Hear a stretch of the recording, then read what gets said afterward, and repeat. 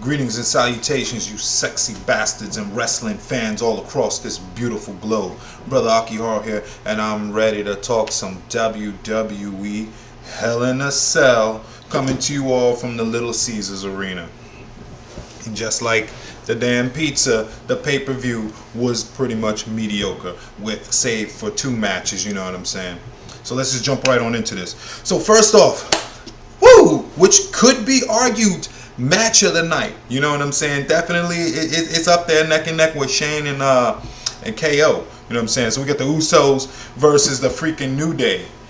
Shit, let me tell you something about the New Day and the Usos. First of all, I'm not the biggest fan of New Day anymore, and it's kind of because their characters have grown stale. It's a little bit too much unicornness, a little bit too many of the innuendos, and you know what I'm saying, as I've said in many of my videos. That does not mean that they don't have the personality. That does not mean that they don't have the character. That does not mean they don't have the in-ring skill to go. And believe me, going up against the Usos, the new and improved Usos, man, this has been one of the greatest feuds I have seen in a long time.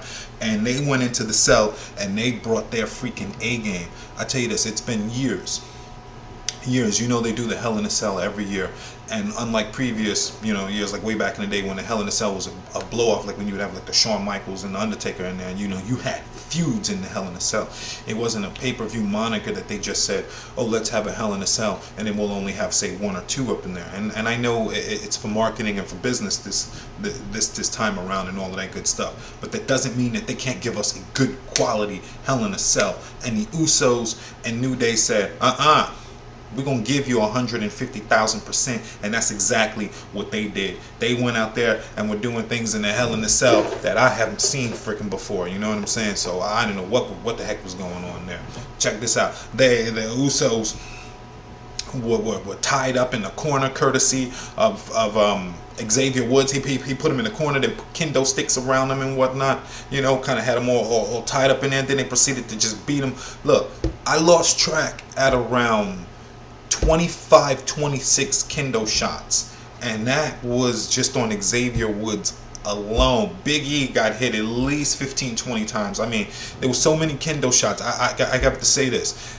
There were probably more kendo shots in this match than all of them that you would have seen in the Attitude Era back when they were doing them hardcore matches. Bob Holly and Hardcore Holly and Steve, especially Steve Blackman, you know what I'm saying, with the kendo stick. Man, they went to town. New Day had their own specialty, rainbow, colorful, like popsicle looking sticks, kendo sticks, and they were going to town on them. I mean, this was a really good match. And the New Day, they brought their A game while Kofi was on the outside, and all he could do was look around. And for a moment, it actually looked like New Day was gonna pick it up here, man. You know what I'm saying? Because when they were isolating the Usos, I mean, Big E is taking dive. He's suicide diving, knocking himself out. The Usos is coming on up in there. They doing the little Rikishi ass splash on put brother into the cage. They put Big E into the cage, ass splash right into there. You know what I'm saying? Like just really good, nice and physical. You know what I'm saying?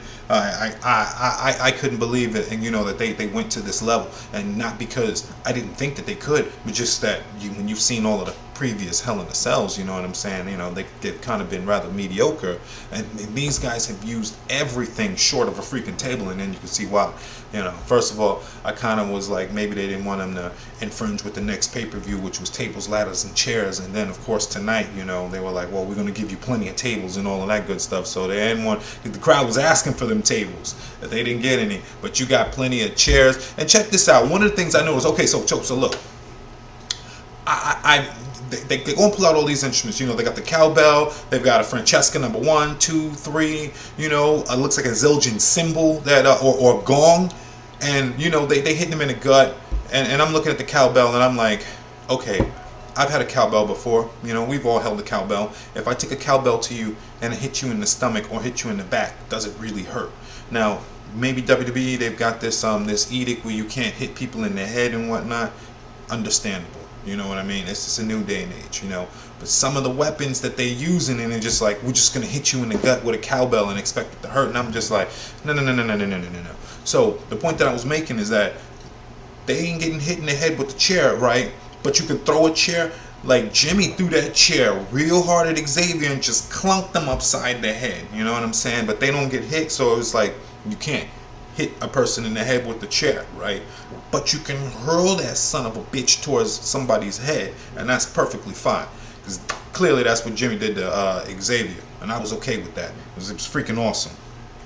It was a nice back and forth match. You know what I'm saying? Up until at one point, you know, it looked like they were gonna pick up the victory the way they did at the other pay-per-view, where they did the what was it, 4 or 5 super kicks to Big E. You know what I'm saying? Boom boom in the corner, boom boom in the corner. They come down, do the double splash. See, I thought something like that was gonna happen again, but no, it didn't.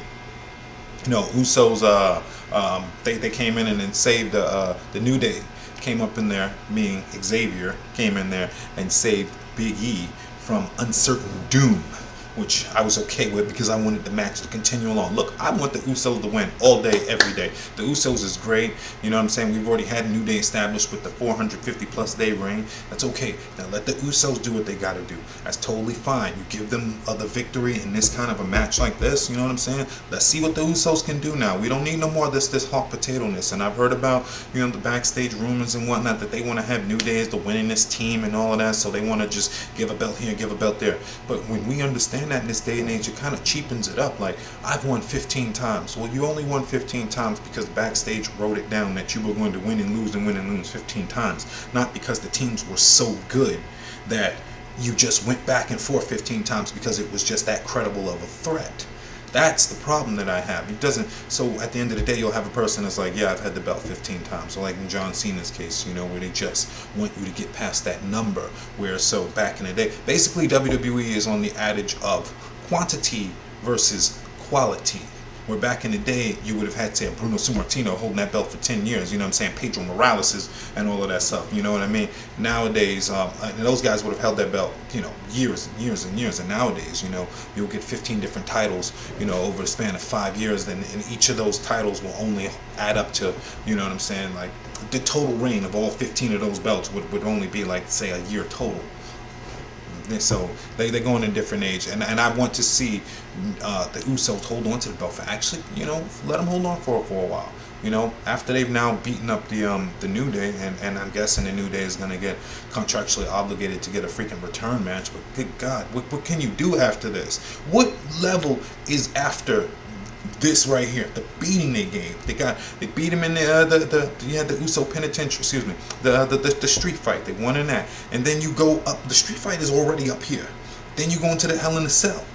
What kind of rematch do you have after this? They need to just put that rematch on Tuesday night, you know, and just get it out of the way and let the Usos go after some other people. But then again, who else do we have in the tag team division that could be worthy contenders for them? Hype Bros looking like they ain't no more.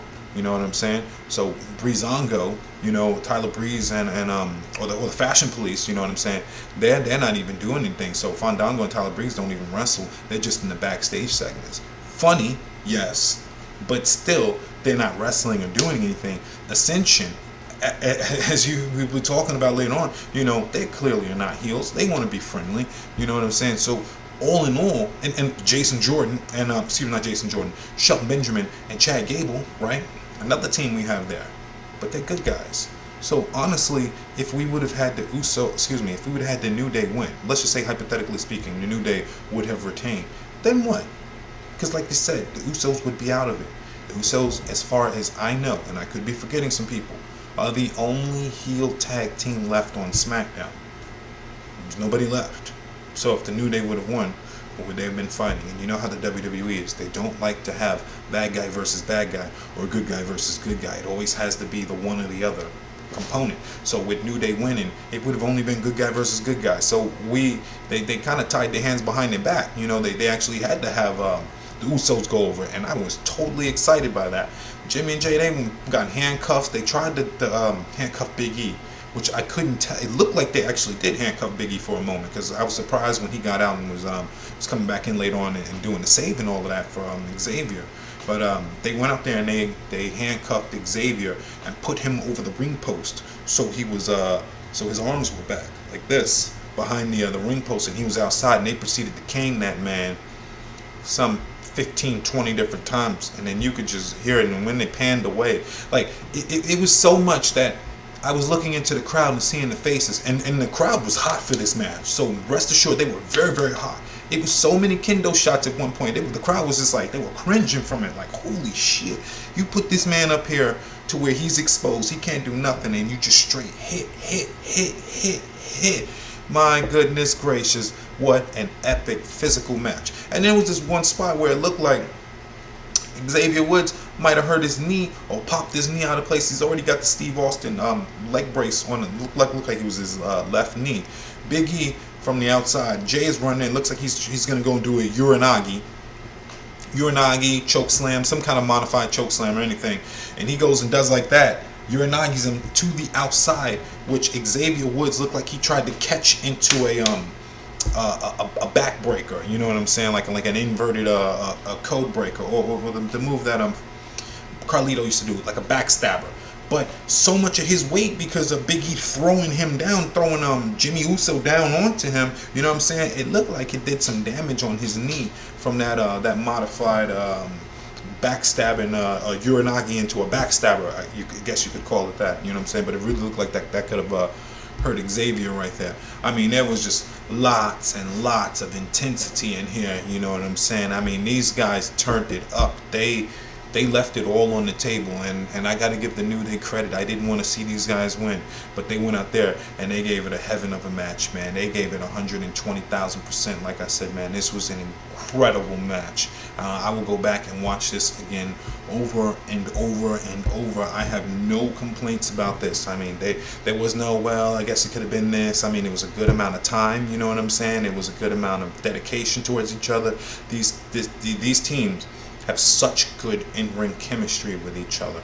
You know, it's like I can tell they enjoy working with each other, you know what I'm saying? And also, when you're friends and whatnot in real life, or you're close in real life, you know what I'm saying, you can tell that they went to each other and they were like, okay, so I've got this idea for this spot, and okay, and I've got this idea for this spot, and what do you think about, let's do this, and then you want to do this and we can do this, and then you can just tell there was just so much collaboration going on between the two teams. It was just fluid. Like both sets of teams wanted to be there.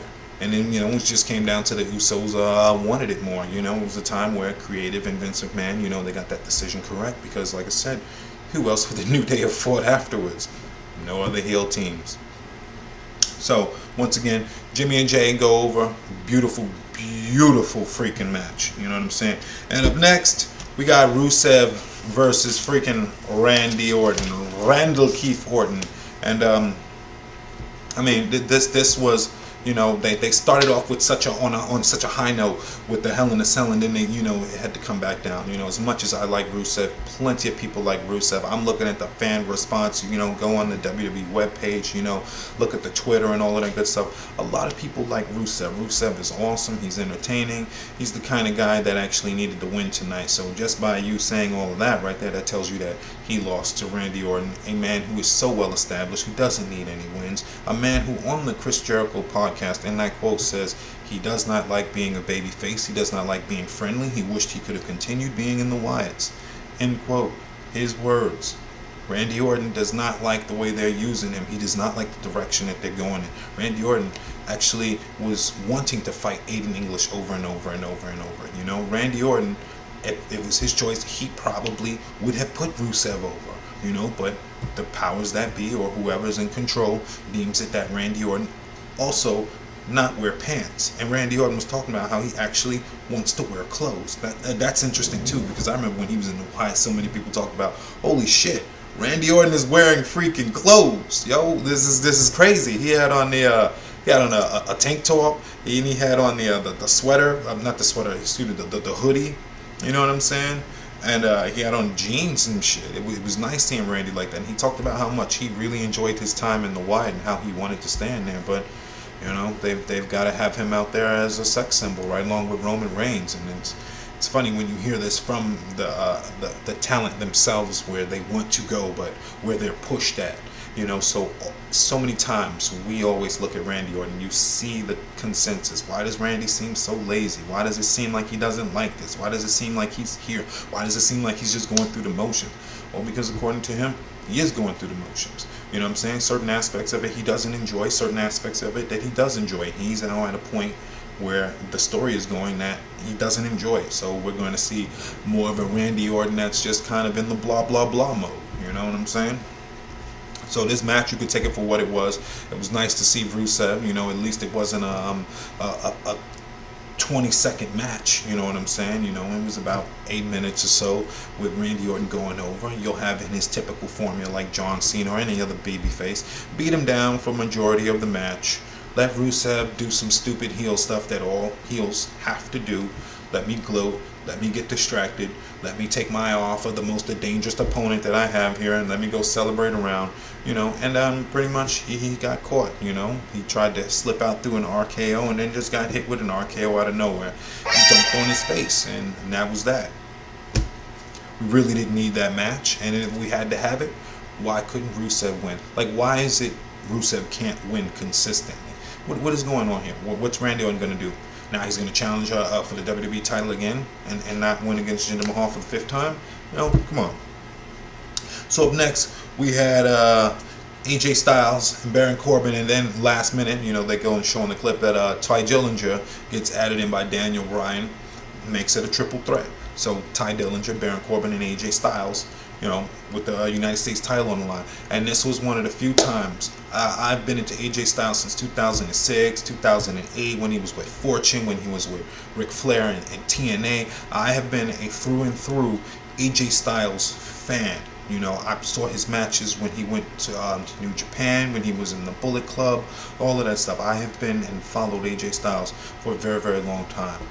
And this was one of the first times where I was praying that AJ would lose. I'm like, please, please, please, please, please, please let AJ Styles lose. He doesn't need the United States title. He's better than the United States title. This is a guy who needs to be the world heavyweight champion. And of course, now after what we get to with the match and all of that, what were the opponents does freaking Jinder Mahal have now? Right? Or who's he going to fight? So now with AJ out of the title picture, this is good. Let him move on forward, But I'll give it this, what I'm saying? It was a good 20-minute match or so. No, probably about 15 minutes, 15 to 20-minute match. It was really, really good for the first half of the match, It was a slow pace, and that's because you had Baron Corbin in there, leading the way. And check this, Baron Corbin is another guy. I really want to see them utilize the guy a lot more. For a man that is 6'8", like look at the difference. Baron Corbin is about 275, 280. Okay, 6'8", 275, 280. Same height as Braun Strowman. Professional boxer, 3-time Golden Gloves boxing champion. Actual real NFL player, you know what I'm saying? Contracted and all that good stuff. Made millions in the NFL. But look at how easily he gets beat up at times, the roll up. I mean, look at how they've used Braun Strowman in such a dominant way. Now, why couldn't Baron Corbin be used that way? We got a 6'8" professional boxer, and we don't have him dominating. We got a fast man. Every big man does not have to play the slow, methodical big man. Baron Corbin is a quick dude. He's quick on his feet. He had to be agile to make it in the NFL. Why not let him be one of the first big guys that is actually agile, like a Luke Harper, who's freaking missing? You know what I'm saying? We got to put Luke Harper on a milk carton. Where's Luke Harper? You know what I'm saying? Months. I mean, legitimately months. The dude ain't been shown on TV. This is a freaking outrage. You know what I'm saying? But same thing with Baron Corbin. Why are they not using this guy? He doesn't have to be a lumbering big guy. Baron has got some agility. I see the speed and the quickness. Let's try to focus more on the speed, the quickness, and power. Like actually selling the fact that he's 6'8". Talent does not sell that. When Braun Strowman does shit, obviously Braun Strowman is not hitting these guys to the fullest of his potential to kill them. No. But the talent sells it, and they act like Braun is a credible threat. They act like Braun's hitting them so hard, like the hardest they've ever been hit before. Why is the talent not treating Baron Corbin like he's 6'8", 280 pounds, worth of professional boxing and a professional football player? I would like to actually see that more. You know what I'm saying? This is legitimately, this is a tough guy. And everybody, they pushing him over, they winning with roll-ups. I don't care if it's backstage this or to teach him a lesson of that. Don't have a guy to that size that's that quality and that good. Now, granted, he leaves something to be desired on the microphone. He's going to get better, you know what I'm saying? But as far as the skill and the talent that's there, you know, he's got that in droves. He's got that in spades, you know what I'm saying? I want to see this man utilized better, you know, so I was happy with the outcome of the match. And Ty Dillinger, you know, this is another guy who I would have been nice to see Ty Dillinger win. You know, whether it would have been Ty Dillinger or it would have been Baron Corbin, the outcome would have been fantastic for me. I would have been happy either way. You know what I'm saying? But of course, they went with Baron Corbin to win the match, but it was a good match nonetheless. You know, Ty Dillinger, he got his stuff up in there. You know what I'm saying? AJ Styles looked phenomenal as usual, always looking good. You know, on 120%. You know what I'm saying? AJ Styles doing what he had to do there, and of course, the closing match. You know, excuse me, the closing moment of the match. You know, saw AJ go up to hit that phenomenal forearm, and excuse me, 450 flash to the phenomenal forearm. Baron Corbin throws him out, and then goes and pins Ty Dillinger for the win, you know, and I mean, he kicked him out with it was a nice violent kick, you know, got him out of the ring, and he won, and I was happy with it. It was nice to see Baron Corbin pick up the victory here, because as you know, this was the guy who was supposed to win Money in the Bank. This is the guy who's supposed to be the champion now, whether it be his attitude or whether it be people soured on him or whatnot. The guy had the potential, and it's actually nice to see him, you know, get the belt, and we can see where he goes from that on, you know what I'm saying, on Tuesday Night SmackDown, which I'm looking forward to seeing, you know. All right, you know. After that, we got Natalya versus Charlotte. You know what I'm saying? And I'm pretty sure the only reason we had really Charlotte built up to this was to get the sympathy factor. You know what I'm saying? Riding off of Ric Flair being in the hospital and whatnot. So they were like, oh, let's hurry up and throw Charlotte up in here and whatnot. And I love me some Charlotte. I really, really, really do. But sometimes they script that girl just a little bit too much. Next thing you know, she's almost sounding robotic like Charlie. You know what I'm saying? But very, very pretty. I love the Charlie's Angels 70s look she's got going on there. Good personality, you know. It's just that some of these people on the roster, they get scripted into such a way, it seems like, does the talent take the time, excuse me, does the creative writers or Vince McMahon, maybe they don't go to Vince McMahon and maybe that's the talent's fault, but I would think that they would go and try to understand who they're writing for, so they could be like, I'm gonna write this for Charlotte. Well, maybe that doesn't fit with Charlotte's character so much, you know. Let's kind of change this up so that this can work more and more towards her and in who she is. So it would really be nice to see that. But we had Natalya versus Charlotte, and I'm digging the Natalya as the heel. I like her. I like where she's going. It's about time, you know what I'm saying. She's been there for a long time. She's getting her just due, you know. So I didn't want to see her put off the belt that quickly, you know. So let her hold that title for a lot longer, you know. And she went in there and she did what she had to do. She won via disqualification, and she didn't even have to. I'm thinking they just did that just to save face with Charlotte, because this was like when AJ Styles was a bad guy and he had the belt. He was winning by low blow and shit, and he was like, AJ, you don't even have to do that. Why are you doing that? And he's like, well, that's because they wrote me to do that. You know, you're right, I didn't have to do that. So I'm looking at Charlotte like she didn't have to take a chair to excuse me, I'm looking at Natalya. She didn't have to check a chair to Charlotte's leg. After Charlotte already backflipped out of the thing onto the ground, onto her leg, and you know what I'm saying, messed up her leg during the moonsault. She could have just put her in the ring, put her on the sharpshooter, wham bam, thank you officer, could have had a tap out. But of course, creative and whatnot, they want to save Charlotte, you know, save face for Charlotte. They don't want her to just cleanly go over, so they had Natalya out of nowhere just decide on an injured person that she was already beating up for majority of the match to just say, you know what, fuck it, I'm just going to hit her with a chair and just make myself look bad by doing another silly heel-like tactic that will never be explained. Why am I taking the cheap road out when I actually don't have to? This was one of the first times, like I said, you know, with AJ Styles, you know, they don't do too many times where the heel takes the cheap route out when they actually don't have to take the cheap route out. Usually the heel takes the cheap route out, you know, the babyface is beating them down and the heel's like, I had to do what I had to do to win, to save my belt. She didn't do what she had to do. She could have beat her the normal way, but she was like, nah, it's whatever, you know. So that's what happened there. You know, it was a back and forth match as best as it could have been, you know, until homegirl Charlotte hurt her leg and shit, you know. Then Natalya zoned in on that leg, and that was a wrap. And she attacked her with it, and Natalya keeps the belt. And I'm pretty sure we haven't seen the last of Charlotte. She'll come on SmackDown, she'll whine and cry, and then Daniel Bryan will give her a rematch, you know what I'm saying? And then it'll be that. Yep. But you know what? I will say this. I heard her leg did look like there was some bruising or something on the leg there. I don't know. Maybe she's selling it really well, or maybe that's just a testament to her character. But it did look like it, like there could have been a little bit of an injury there. I'm no doctor or no physician to be able to tell you what it was, but to my eyes, it looked like there could have been some kind of damage to her leg. But now we got a fashion file segment, like I said, these guys don't even wrestle anymore, so they're just in fashion file segments. The case is never over. We were supposed to find out about this months upon months ago, at least 3 months ago. We won't know about it. Who's it going to be? Is it going to be Luke Harper and Eric Rowan? Is this why I have to keep asking for Luke Harper over and over, and they're going to pull the Jason Jordan stunt, keep American Alpha off of TV for X amount of months until you forget about him, and then we'll just have him jump up into a new scenario, and they'll be like, surprise, here's Jason Jordan. Is that what they're going to do to me? This is going to be like, freaking surprise, here's Luke Harper, after you've been wanting him for 4 or 5 months with Eric Rowan and some kind of crazy clown gimmick type thing. Either way, what is going on? There's no Luke Harper. There's only one heel tag team. This is crazy. Hold on, let me see. Hype Bros, if they're still around. You know what I'm saying? Breezango, the New Day, right? Shelton Benjamin and Chad Gable. I think that's all the teams that I can think of, but that's still 4 teams right there. 4 good guy teams, and then you only have the Usos. Oh, I'm sorry. Wait. Ascension, of course, because they're now, they're good guys, and they even said, hey, we want to be your friends. So 5 good guy teams, okay, or 5 babyface teams, whatever you want to call them, face teams, babyface teams, good guy teams, right? And just the Usos. There's 1 to 5. The Usos is the only bad team on SmackDown. 5 teams. The Ascension, the Ascension, New Day, Breezango, the freaking, goodness gracious here, the Hype Bros, right?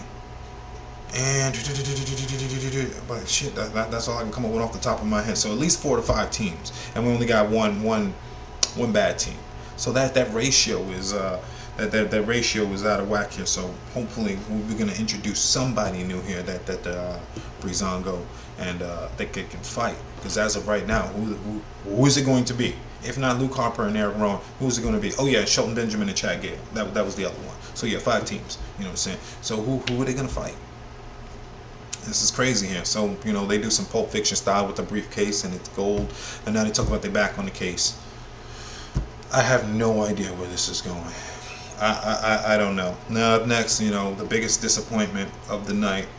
Shinsuke Nakamura versus Jinder Mahal, and we got a guy, Shinsuke Nakamura, and you can go and look this up. This is not an exaggeration. This is a real deal MMA trained fighter. This is a real guy with an actual legitimate MMA record. This is a guy who was offered an actual UFC contract. He, like Bobby Lashley, actually fought professionally and actually have a really good solid record. And they got this guy here losing to Jinder Mahal because they're going to India. Now WWE suddenly looks at India as a cash cow. They're like, oh wow, perhaps we'll use our Canadian champion who's Indian to go over here and then we'll get some money out of it. This is why I like you'll see it with oh, we're going to Ireland, let's give Sheamus the belt. Oh, we're going to Mexico, right? Let's give Alberto Del Rio the belt. Oh, we're going to India. Let's give, you know what I'm saying, Jinder Mahal the belt. And then when they were doing the Japan with the NXT, you know what I'm saying, Shinsuke Nakamura had the belt. You know what I'm saying? Like, I see all these, and then when you want like John Cena white market, I'll tell you, I've seen all these people represented. I've never seen a black champion represented. I'm not going to get into that or this or that, but I've noticed when the WWE wants a certain fanfare, they'll pick a certain champion, even if Jinder Mahal is not the best. We know Jinder Mahal isn't the best in the mic. He was kind of thrown into the situation because of, he's an Indian guy. He's a taller Indian guy. He speaks well. He just happens to know the Punjab. And Punjab is not even the predominant language that's spoken in India. Not even a lot of people speak Punjab, So, it just so happened that he spoke Indian language. I get why he is there, okay? But what I'm saying is that I've noticed how WWE will cater to all of these groups except for a black group, which is rather odd here. Is it, now seriously, maybe this can be answered legitimately. Is it because we don't make up a good market of wrestling fans, or is it because WWE feels like there's no talent there that could actually aspire to get to the top? Is it because there's no tall black men there that have a look? You know what I'm saying? That goes for them, because I'm totally wondering what it is, because I can name many more occasions of where WWE goes into a specific market. Rey Mysterio, Kalisto, right? You know what I'm saying? You know, Kadi Sane, you know what I mean? You know, then you saw Tazawa over here, then Hideo Watami, you know. So I can see when they go into markets and then they try to, you know, get up to the people. And then when they did, like I said, when they were over in Ireland, oh, Fergal Devitt, Finn Balor, and then, you know, you see Adrian Neville, you know what I'm saying, when they were, you know, doing the bruiser weights, and you know what I'm saying, right? They even went to England, right? And they went to that market, so they started getting the English cruiserweight division. That's why I'm like, so I've always wondered, I was like, WWE does not feel like, or maybe the black market is just so small that they're just like, we'll just give them New Day, and then they'll just be happy with bootios and just singing and dancing. Honestly, with all my wrestling fans out there, ask yourself, when was the last time you saw a black heel character that was not singing and dancing and smiling on some Apollo Crews-ness, that's just happy to be here? Even the New Day started out trying to be a heel group. Then they got quickly changed over to be Friendly New Day. Yeah, so once I was reading and doing my due diligence before the match, for the pay-per-view, I was looking at how WWE is going to be in India. They're going to be touring there sooner. So because of that, all I had to do was just go by shareholder booking instead of, you know, logical storytelling booking. And if you go by shareholder booking, everything becomes very formulaic and predictable. And this isn't talking out of my ass as a prick fan or as a smart or any of that. This is just going from business acumen, you know. Okay, so we're going to India. It would behoove us to have an Indian champion. He's not John Cena. But the sad thing is, I talk to a lot of Indian people, you know, when I ask around, because obviously you can go on the internet. You can actually go out there and peruse and see what are the majority of fans into. And most of them, the general consensus for Jinder Mahal is actually rather low. And I know the WWE knows that it's rather low, but they're okay with that. They're like, look, we don't care if you like him or not. The point is, we're pushing an Indian guy. And that's all that matters. And you can't take that away from us now, can you, India? So India can go, we don't like Jinder Mahal, but thank you for pushing him. We see what you're doing here. You know, thank you for having a guy represent us. Like, shoot, let Kofi Kingston, like will WWE ever do a tour of Africa or anything like that? You know, where Kofi Kingston or New Day or anybody can represent that country, you know? Like even like the Mustafa Ali. It's nice to see him here, and because the WWE has been touring, you know, Saudi Arabia and all of that, right? Notice we don't have any of those terrorist type characters, and it's nice to see Mustafa Ali come in here as just a regular super high flyer and one of the best high flyers on the freaking planet. It's nice to see that. So I'm seeing all kinds of characters and can be themselves now. So I would like to actually see some creativity from some black people, and not like what they're doing down in NXT, what is that, like almost like Crime Time 2.0, so to speak, you know what I'm saying? With the street profits.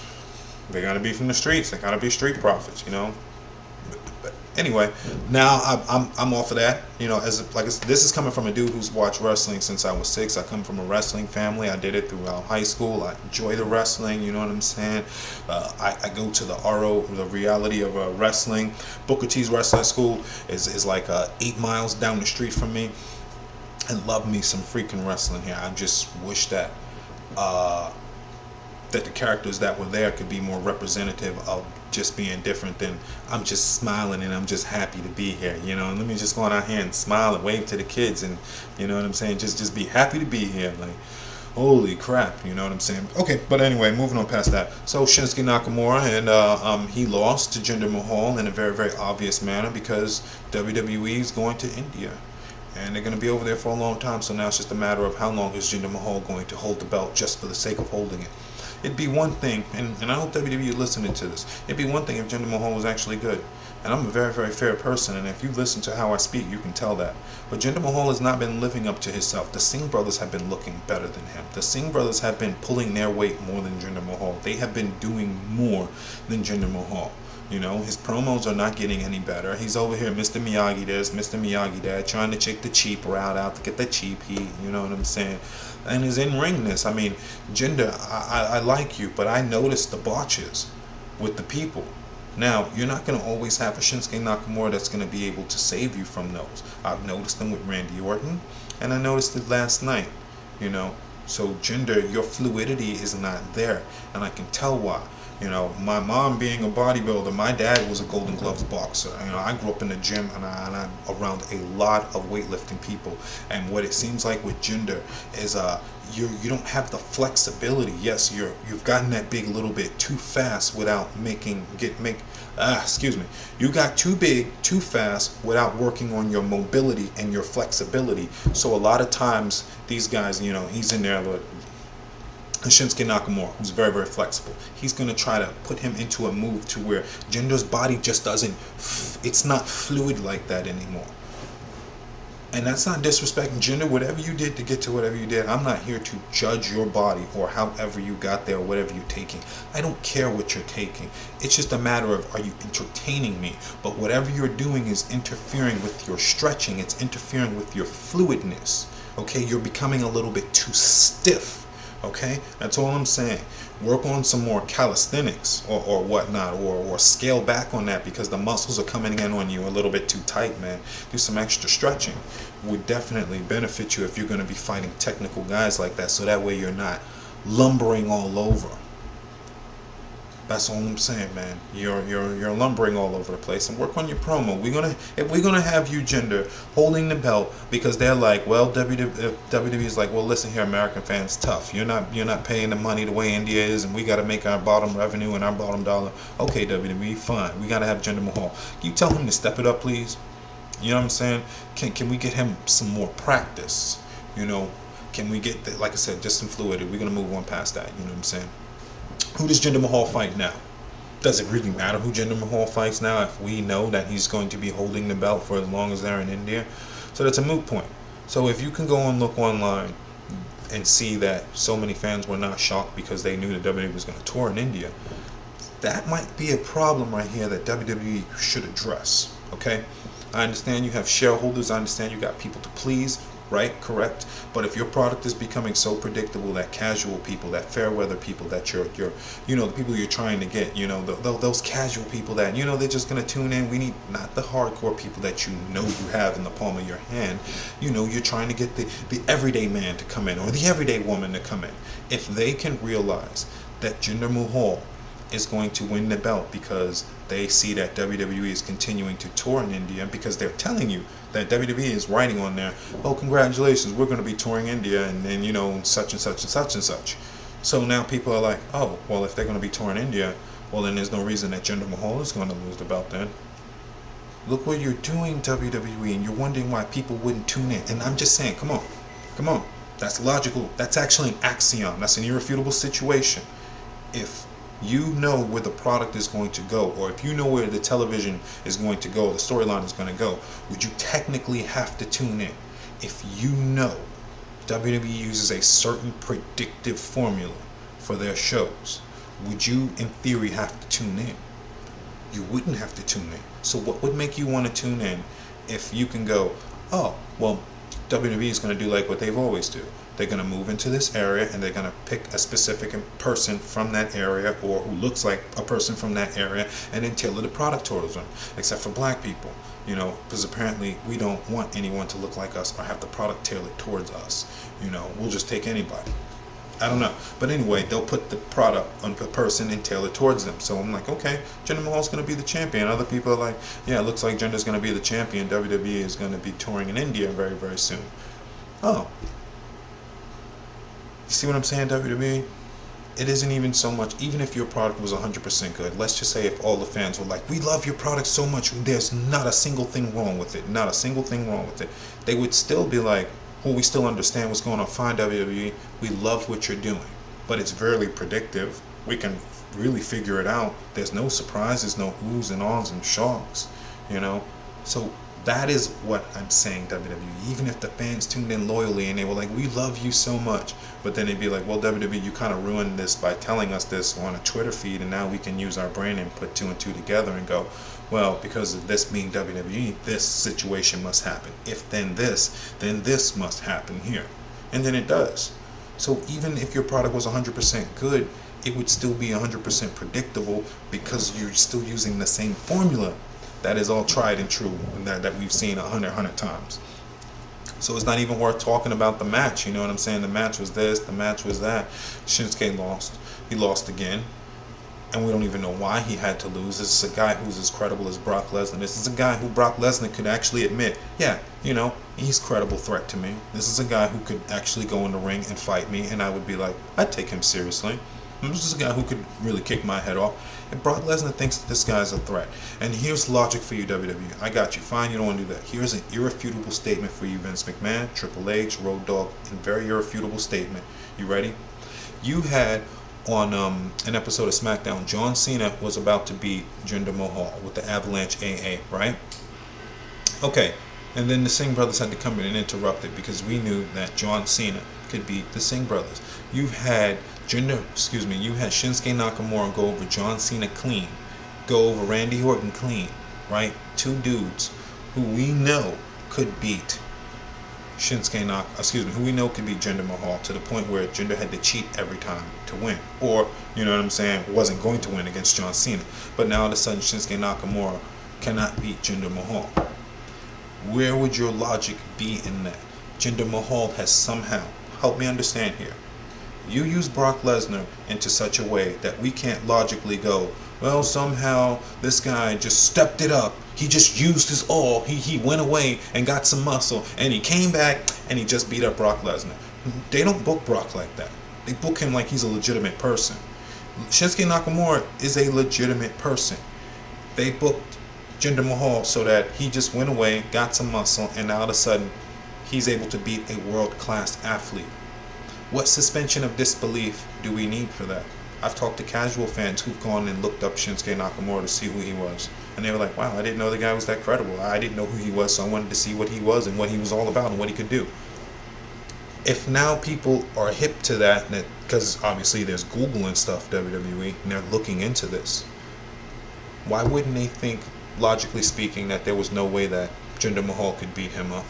You making Jinder look bad, even if you're putting him into a situation to where you're going to make it look bad, to where it's like, well, Jinder's got to lose sometime, and why is he not losing to these people that he should actually, in theory, be losing to? This would be like if you put Jinder versus Brock Lesnar. Let's just take another professionally trained dude who's been doing this for a long time. You know what I'm saying? Another professionally trained killing machine, right? And then Jinder Mahal keeps beating Brock Lesnar. We'd be like, well, shouldn't Brock win? He used to win all the time. He used to kill people and take them to Suplex City all the time, but he can't take Jinder Mahal to Suplex City?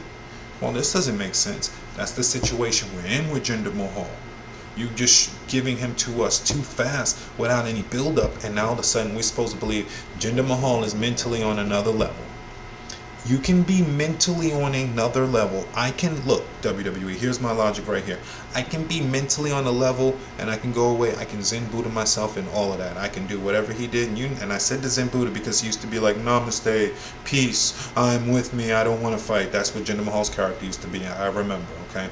So I can do that and come back and namaste and peace and believe in myself and have the faith of a mustard seed, okay? Right? The faith of a mustard seed. Now let me go get in the ring and play some basketball against LeBron James or Michael Jordan or Steph Curry and watch me get my ass handed to me.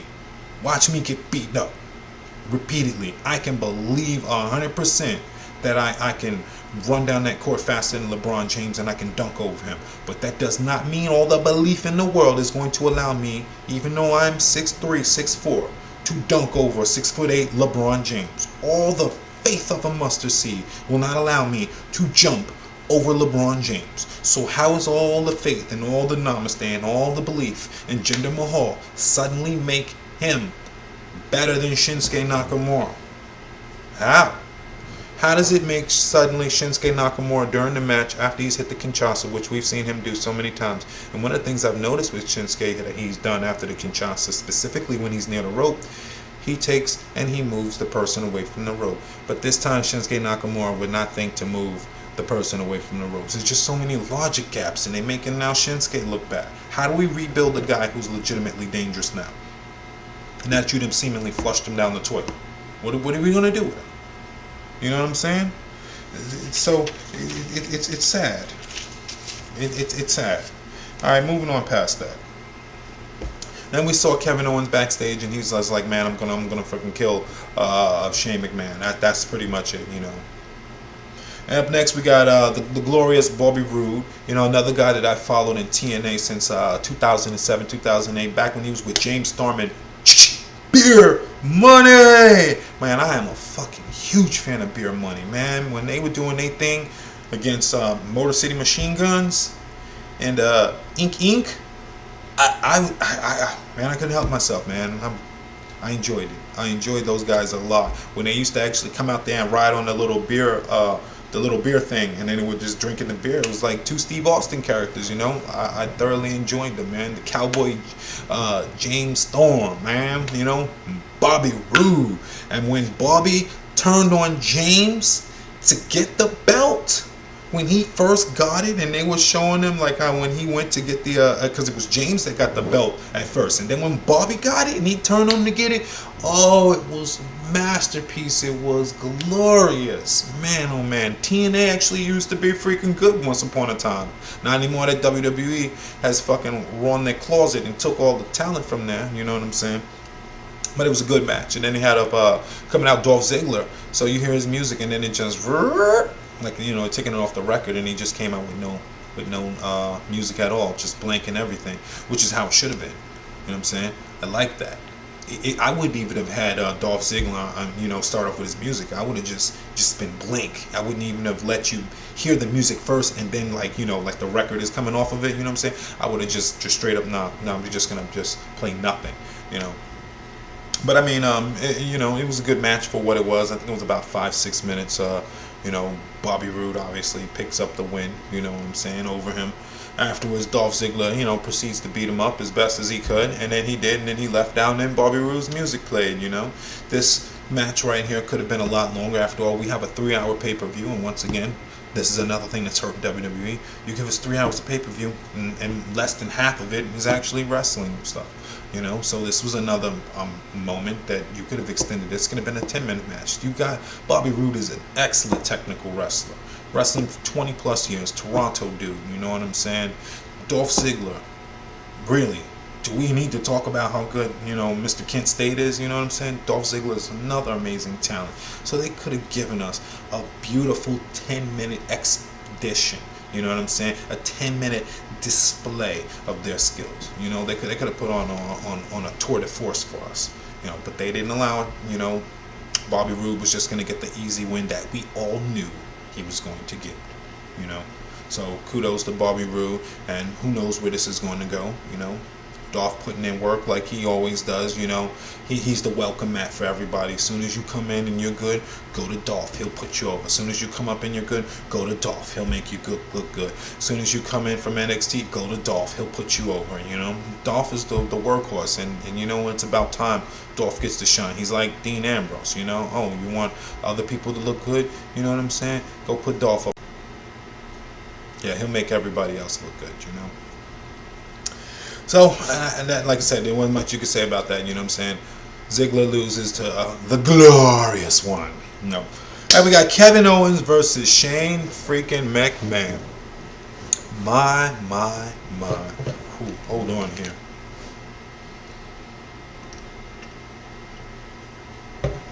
Oh, my goodness gracious. Whew. Now, we all knew this was going to be good. We got Kevin Owens. Never had a problem with Kevin Owens. We knew he knew what to do here. And, you know, Mr. Kevin Steen from Ring of Honor, he brought the pain. He will bring the pain. He's always continued to bring the pain. Shane McMahon, Mr. Hardcore himself right here, you know. So we already knew the match was going to be good. Before the match could even get started, Kevin Owens is standing outside. He's looking, you know, he's looking around, standing there looking all methodical. You can see the look of gloom in his face. You know, he's looking rather lugubrious, just staring there, you know, very, very empty in his eyes. You know what I'm saying? So before he can, you know, walk into the door, Shane McMahon comes running through, starts kicking him, and they start fighting on the outside. And then within 30 seconds, it is back and forth. I mean, you got punches everywhere. Shane McMahon is throwing them here. Kevin Owens is throwing them there. They're getting thrown into the cage and whatnot. So, I mean, really, really good. Within 5 minutes, I mean, just lots of action. You know what I'm saying? It's right out of the gate, you know, super physical. You know what I'm saying? And what I liked about this, after Kevin got him down within, I'd say, about 5-6 minutes of it slowing down, Kevin starts doing his usualness, which I don't see too many wrestlers do. I don't see too many other talent do this. He starts actually talking during the match. You know, he's mocking Shane. He's yelling at him. He's yelling at the crowd. He even stops to go up to Shane's kids. You see him pan away. He's legitimately like maybe 5 feet away from Shane's kids. Okay. So he's over there like, your dad is a nobody. Watch what I do to your dad. I'm gonna crush him and all of that. And I'm like, yeah, this man makes it so freaking believable here. You know what I'm saying? So he's just running his mouth the whole match, which I thoroughly enjoyed. You know what I'm saying? He freaking powerbombed Shane McMahon on the steel. Man, there was a lot of notable high spots in this match. You know what I'm saying? The freaking pop-up powerbomb onto the well, not really pop-up powerbomb, but the powerbomb from the apron onto the steel steps on the outside, and then he went for the pin on it, signifying that this is a false count anywhere. So I was really happy to see that. You know, pinned him right on top of the steps, and I was like, okay, now we cooking here. This match did not disappoint. The pay-per-view would have been rated so much lower if it wasn't for the freaking New Day and this Hell in a Cell match. I kid you not. New Day and the Usos and Shane and Kevin really saved this pay-per-view from being mediocre, because after all, if these two wasn't on there wouldn't have been any Hell in a Cell in this. And then once again, why would the pay-per-view have been called Hell in a Cell? Exactly. You know what I'm saying? It would actually be rather interesting if one time they do a Hell in a Cell where everything is a Hell in a Cell. I mean, why not? You have it gimmick the pay-per-view. You have the cell there. The cell is legitimately there. It's not like, well, we can only use the cell for one night. WWE, would it actually hurt you to make an actual Hell in a Cell pay-per-view where all the matches are in the cell? I mean, would it hurt? Are you like, oh man, the fans wouldn't like that? Oh, I mean, look at your ratings now. Is it going to hurt anymore if you were like, let's just put the WWE, let's just make it all in a Hell in a Cell? Is that going to hurt you anymore? You figuring people are going to go, you know what? I've never seen an all Hell in a Cell pay-per-view. I'm not going to watch. You think that's what they're going to say? Don't you think there would be a little interest, even a little intrigue? Like, wow, the whole pay-per-view is all Hell in a Cells? Every match is in the cell? Yeah. Well, that's a first. Why not? You have a multi-billion-dollar company and you very rarely do creative stuff. That's bad.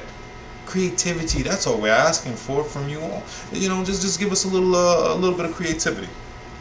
But like I said, for the most part, this was a freaking phenomenal match from start to damn finish, man. I got so many freaking notes on this, whatnot. Kevin Owens, he cannonballed himself into a freaking table he set up for Shane. He's on the top apron, and he's running to the outside to do the cannonball like he tried to do with Seth Rollins like a couple of years back. You know what I'm saying? Or was it Dean Ambrose? One of them he tried to do that to, either Dean or Seth. He tried to cannonball into Shane onto the table on the outside. Shane gets out of the way. Just cannonballs into that. Shane, and one of the first times I've seen it in a while, picks up the table debris, you know what I'm saying, the pieces from the table, starts beating Kevin Owens with the shit. And you can hear, I mean, like, obviously, you know, these are real tables that they're using here. I mean, you know, like the tables you've seen in school, you know, you can stand on it, but if I throw you through it, you know, you're going to go through it. So I'm listening to the piece of wood and he's hitting it. I'm like, shit, damn, sounds like it freaking hurts, you know what I'm saying? So I definitely dig that. Shane does a freaking Van Terminator, coast to coast, whatever you want to call it. I mean, this dude at 48 is damn near more agile than half the roster. You know what I'm saying? That's the crazy thing. People, you know, you hear him on there. Oh my goodness, it's another McMahon. He's taking away opportunity from somebody else. Holy crap. At least this freaking McMahon gives you a damn good match. He puts it all on the line, man. This guy damn near kills himself for you all. So if we're going to get a Shane McMahon match, so freaking be it. You know, I was thoroughly entertained by this. You know what I'm saying? Like, Kevin and Shane beat the holy heaven out of each other. You know what I'm saying? Just, woo, you know. But and then the next thing, okay, did a foot rope break in the Hell in a Cell? Yeah, there was a foot rope break for the first time I've ever seen the Hell in a Cell. It was, what, a triangle? No, something happened. And I'm trying to think of what the move was, because I don't remember what the move was, and I should have. But I was just so concerned that Kevin Owens got his foot on the rope, and the referee broke it. And I was like, what? There's a foot break and a no disqualification Hell in a Cell? Damn. That was the first time I said that. I saw that. They went to the top. I'm over here legitimately getting worried, you know, because This is Shane McMahon here. So I'm wondering, is somebody gonna fall through the cage? Are we gonna have like a Mankind situation? That's a lot of weight. He's pop a power bombing the dude up there. Saying Shane sold that shit. He's flying, bouncing up on the top of the thing. I'm like, oh my goodness gracious, is somebody gonna fall through here? I'm legitimately getting nervous. Like, all right, injuries are really happening in the WWE. People are legitimately hurting themselves doing choreographed shit that goes wrong. So I'm like, something could actually go wrong here. That is a very, very real possibility. I'm like, hopefully nobody goes wrong through a freaking 25, 30-foot drop. You know what I'm saying? Hopefully not. But they wind up climbing back down the cage. They throw Kevin Owens, gets thrown off onto the table, falls through it, a la like I think Sasha Banks, this happened to him in the Hell in a Cell. The usual, we climb up, right? Then about halfway down, somebody has to fall through the table. Singh brothers have done it numerous times. Seth Rollins and Dean Ambrose have done it, so nothing we haven't seen there. But the kicker was when they went back up the cage and started fighting. And looks like Kevin Owens was going to jump off. And then he was like, nah, I'm not gonna do that. So it was like a couple of times where he teased about that, like he was gonna jump up, but he was like, nah. And that's when Shane had climbed up. But look, man, that Kevin Owens gets thrown through the table, still gets back up, still continues along. You know what I'm saying? Then Shane McMahon, after he beats him up some more, after he picks him up from the table, is like, nah, I'm not done with you. So Kevin Owens is still trying to continue as best as he can.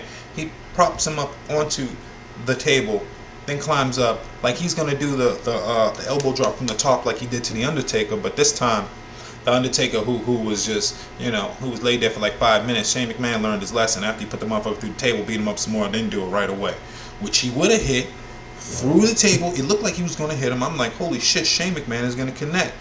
Then Kevin Owens moved out of the way somehow, and the way they did it with the camera, it looked like Kevin just miraculously got up and moved. And I'm like, well, how the hell did he just magically get up and move after being beat the fuck up like that? You even had the announcers like, stop, man, Kevin's got a family too. Don't go this far. Don't go this far. Kevin can't even defend himself. He can't even move. And he legitimately was selling it like if Sammy wouldn't have came out there, Kevin would have got the elbow drop and would have been damn near killed. You know what I'm saying?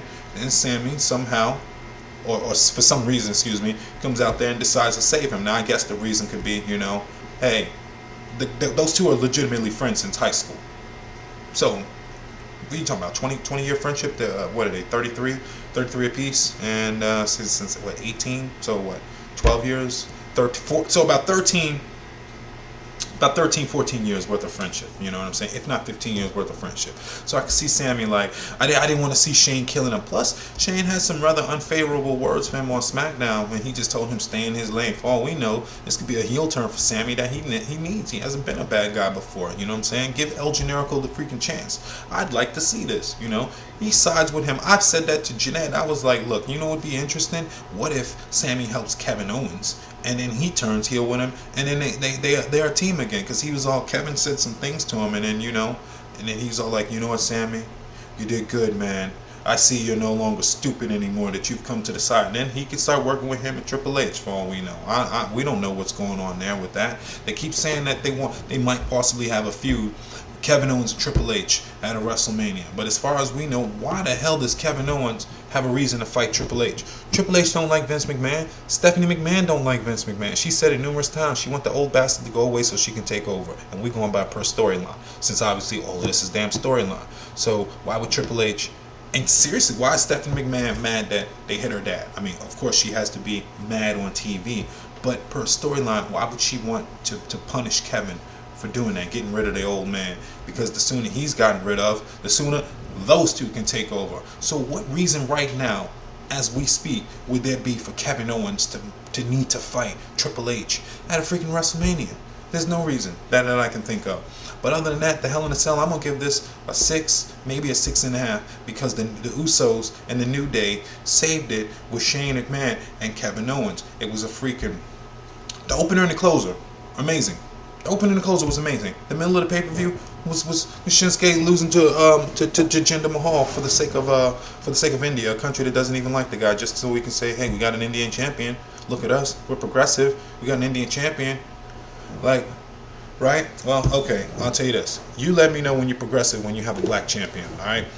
There you go. We'll see how progressive you get when that happens. All right. But until then, you know what I'm saying. They want to cater to India. The pay-per-view was freaking mediocre, and it was predictive as usual because WWE is no longer making pay-per-views for wrestling fans. They're making pay-per-views for bottom dollar and for revenue. Hence why there's so many ads during the pay-per-view. Ads for KFC, ads for this, ads for that. That's why there's no focus on wrestling. Think about it. It went from wrestling to entertainment. That way they can get by without giving you a lot of wrestling and go, hey, we said we were going to give you other stuff. But they forget people tune in for the wrestling. So it would be nice to actually be treated to wrestling. You know what I'm saying? And I think that's what WWE needs. Sometimes WWE is so high up there in the clouds. I'm not calling them an asshole or this or that, but I feel like WWE has alienated itself by putting itself way up here.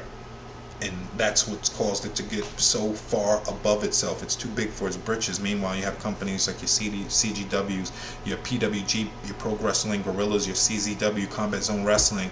You know what I'm saying? Your reality of Booker T's Reality of Wrestling. You know what I'm saying? And why they're so good, you know, like, okay, they managed to capture that, like, we're making this for the sake of wrestling, and they show and wrestling and all of that stuff, where WWE is like, we're trying to make a show that caters to everybody, and we forget what brought us to the dance. Wrestling brought us to the dance. Good storylines brought us to the dance. Character brought us to the dance. Character development, you know, character growth, storyline continuity, you know what I'm saying? A world heavyweight champion that actually shows up on TV, you know, or on SmackDown's case, a world heavyweight champion that is actually credible, that's good on the microphone, that knows how to speak other than just being Indian, a tall guy, and then having a physique. And WWE like, well, we need to capitalize on the Indian market, let's do it. If there was a Chinese wrestler other than John Cena, that hence why they had John Cena learn the Chinese. If there was a Chinese wrestler for when they went over there, they would have used the Chinese wrestler. Okay, WWE wants a specific person that looks like the market they are going into. So that means that if they ever go into an African market, I hope to see an African guy as a world champion, which means that they won't be going into an African market anytime soon.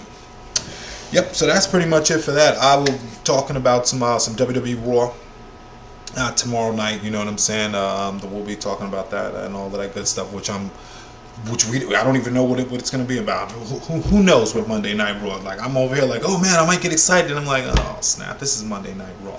I'm always excited to watch the wrestling, to talk about it. I love dissecting. I love digesting it. It's just sometimes the only reason that I'd be like, is because when you go to watch it and you know what's gonna happen, it does kind of take some of the sizzle out of it, you know, when you're like, oh man, watch them do this because they have to do this to appease to these people or that, and you're like, oh, there it goes again. Here goes some more Susan G. Komen, this or that. I got one for you. Statistically, you know, more people have issues from prostate cancer. Heck, I've had prostate issues. My dad had prostate issues. Both my grandparents have prostate issues. My uncle has prostate issues. More and more younger men are getting it. They don't have anything for prostate awareness, but they got a lot of stuff for breast cancer awareness. And the crazy thing is, more people die from from prostate cancer than they do from breast cancer. And I'm not saying that for people at home to be like, oh, how dare you? I'm saying that to point out that if people are dying from this, why does WWE seem to? Look, here's another thing too. The bulk of WWE's fans are men. We know that. The bulk of their fans are men, yet they constantly would like you to know about breast cancer and Susie G. Komen. That's fine, but if the bulk of us are men, wouldn't it behoove you, WWE, to talk about an awareness for men that we actually are going through, right? That's all I'm saying. Prostate cancer is dangerous for men too, you know. So that's all. I leave it with that, WWE. So if CM Punk wasn't right about the situation, you would do things other than that. And I feel like you don't find that there is money to be had in making prostate cancer awareness a priority the way you do with Susan G. Komen. So that clearly tells me that this isn't about cancer research. It's probably about money and whatnot. I'm looking at it as a person who had these issues Like, it is of priority, and like they should be doing something no differently than when women see this. They're like, this is fantastic, breast cancer awareness stuff, this is beautiful, it's nice to know that they're doing that. It would be nice if WWE did something for the men. After all, according to women, they always talk about, oh, you men need to take care of your health. You men need to take care of your health. Statistically speaking, you always hear about how women live longer than us. Statistically speaking, you hear about how men have a problem going to the doctor, how we're more apt to not go to a doctor than women are. So why not? Why isn't there stuff out there telling us, you should be aware of this, and you should go do this, and you should go do that. Your health is what's important. That's all I'm saying. I've had more people, maybe it's different from breast cancer, but I've had more people in my family having prostate cancer than I have breast cancer. So maybe my family isn't one of the people who is prone to that, and I'm not saying that there aren't other families who are prone to that. I'm saying that me growing up, my family was not prone to that. My grandparents were lost to prostate cancer.